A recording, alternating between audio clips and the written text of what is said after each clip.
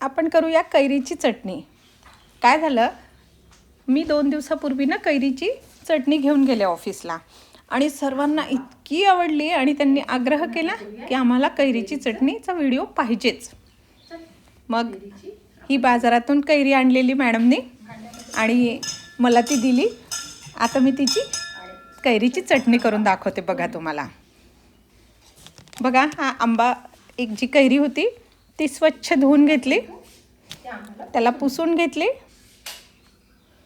आणि पुसून झालं एकदम स्वच्छ पुसून घ्यायची, कारण कधी बाजारातली कशी धूळ असते, खाली पडलेली असते, म्हणून स्वच्छ धुवून पुसून घ्यायची पहिले तिला.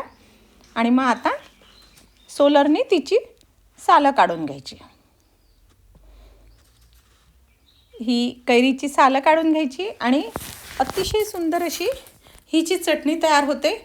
उन्हाळ्यात काय अप्रतिम लागते. ऊन वाढलं आणि आपल्याला थोडं आंबट गोड खायचं असते आणि त्यामध्ये आंबट गोड आणि सगळ्या चवीचं मिश्रण असलेली ही अतिशय चविष्ट अशी कैरीची चटणी. बघा, बोलता बोलता आपला आंबा सोलून झालेला आहे. आणि बघितलं का, या कैरीला ना अजून कोय धरलेली नाही, कारण आता जेमतेम कैऱ्या बाजारामध्ये येऊन राहिलेल्या आहेत. हा आता आंबा आपण कापून घेतो आहे.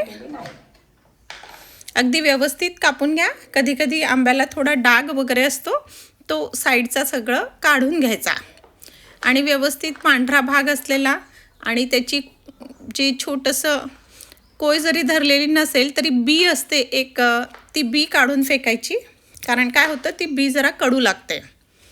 तर ते सगळं काढून फेकून या व्यवस्थित आंब्याचे तुकडे करून घ्यायचे.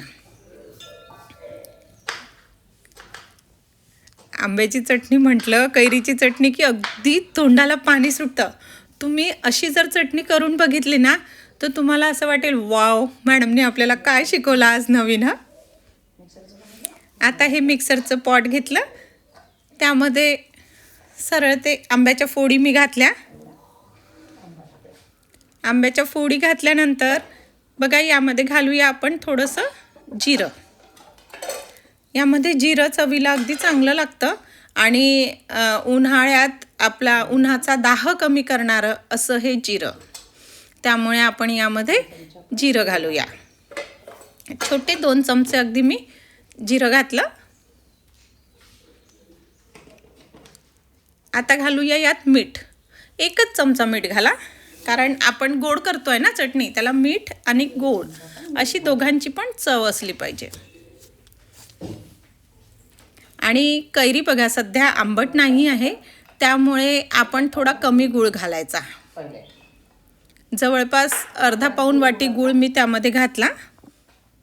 पहिलेच मी त्याला थोडा ठेचून ठेवलेला होता, नाहीतर मिक्सर खराब होणार ना तुमचं. आता बघा, 1च मिरची घालायची, अगदी मिरची फार घालायची नाही, नाहीतर ती चटणी आहे आणि ती अशीच तोंडी लावायला असते ना, मग ती तिखट होऊन जाणार. तर 1 मिरची घालायची, 1 बारकी मिरची घातली. आणि आता यामध्ये घालूया आपण कोथिंबीर. कोथिंबीर एकदम स्वच्छ धुवून घ्यायची. माझ्याकडे कोथिंबीर स्वच्छ निवडून ठेवलेलीच असते, तर आता मी स्वच्छ धुवून घेतली. तिला बारीक कापून घ्यायचं आणि ती मिक्सरमध्ये घालायची. म्हणजे बघा, आता आपलं काय काय घालून झालं, कैरी, मीठ, जिरं, गूळ, कोथिंबीर आणि मिरची. हे इन्ग्रेडियंट्स लक्षात ठेवायचे. आणि आता हे मिक्सरला लावून घ्यायचं. कोणी पाट्यावर पण वाटतात, पण माझ्याकडे फारसा वेळ नव्हता, म्हणून मी पाट्यावर वगैरे चटणी वाटलेली नाही. मी सरळ मिक्सरमध्ये ती चटणी लावली आणि 1-2 चक्करमध्येच ती चटणी चांगली होऊन जाते. अगदी बारीक चिकणी अशी तिला नाही करायची, अशी थोडी ओबडधोबडच ठेवायची तिला. तिची चव अप्रतिम लागते. अशी ही चटणी झाली बघा. आता मी टेस्ट करून बघते. वाव, खूप सुंदर, खूपच सुंदर चटणी झाली. तुम्ही माझ्या यूट्यूब चॅनलला जरूर फॉलो करा.